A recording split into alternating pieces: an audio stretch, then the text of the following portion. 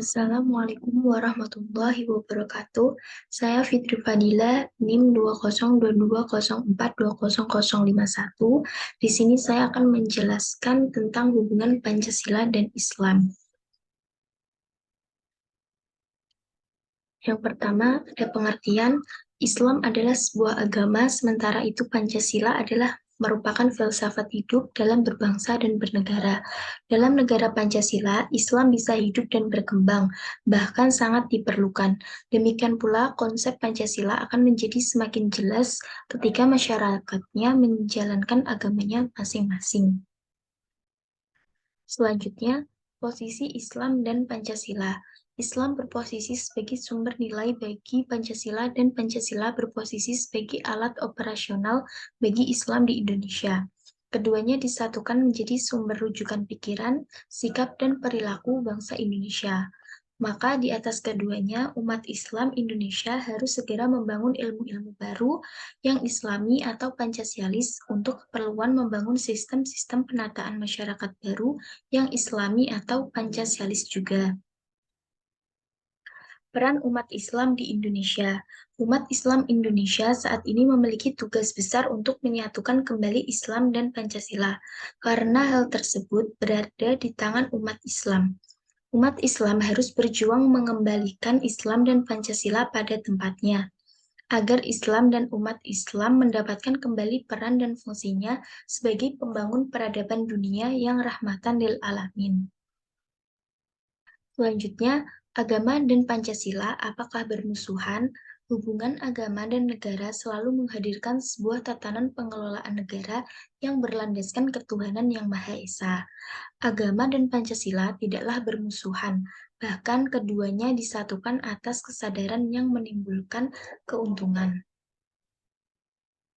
Hubungan Pancasila sebagai dasar atau ideologi Negara Persatuan Republik Indonesia dengan Islam yang merupakan agama mayoritas Republik Indonesia. Perdebatan memunculkan dua kelompok. Pertama, kelompok yang menginginkan agar negara Indonesia berdasarkan kebangsaan tanpa kaitan khas pada ideologi keagamaan. Kedua, kelompok yang menginginkan agar negara Indonesia berdasarkan ideologi agama Islam. Dua kelompok itu kemudian dikenal dengan istilah kelompok nasionalis sekuler dan kelompok nasionalis Muslim. Selanjutnya, pandangan tentang hubungan Islam dan Pancasila. Dalam pandangan Habib Rizik, antara Islam dan Pancasila terdapat kesesuaian. Hal itu dilihat dari pemaparannya tentang nilai-nilai dasar Pancasila, bahwa kelima nilai dasar yang terkandung dalam Pancasila sesuai dan selaras dengan ajaran-ajaran Islam, yaitu yang pertama, ketuhanan yang Maha Esa, sesuai dengan ajaran Tauhid dalam Islam, yaitu pengesahan Allah Subhanahu wa Ta'ala, sebagaimana yang terdapat dalam Quran Surah Al-Ikhlas. Yang kedua, kemanusiaan yang adil dan beradab, sesuai dengan ajaran Islam, karena Islam adalah agama yang sangat menjunjung tinggi nilai-nilai kemanusiaan, keadilan, dan moral, sebagaimana yang terdapat dalam Quran Surah An-Nahl ayat 90. Ketiga, Persatuan Indonesia. Sila ketiga Pancasila ini mengandung nilai persatuan, kepedulian, kebersamaan, dan itu sesuai dengan ajaran Islam tentang kebersamaan dan larangan bercerai-berai, sebagaimana yang dijelaskan dalam Al-Quran Surah Ali Imran ayat 103.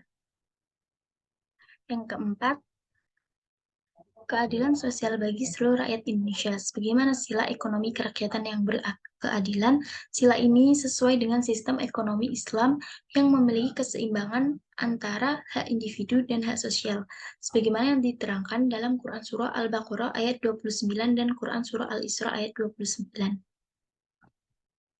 Pancasila tidak melarang pemberlakuan syariat Islam, dan Pancasila membuka pintu selebar-lebarnya untuk pemberlakuan dan pelembagaan syariat Islam di Indonesia, selama dilakukan secara konstitusional. Di Indonesia juga sudah berjalan 3 dari 4 klasifikasi syariat Islam, yaitu hukum Islam yang berkaitan dengan individu, keluarga, dan kemasyarakatan.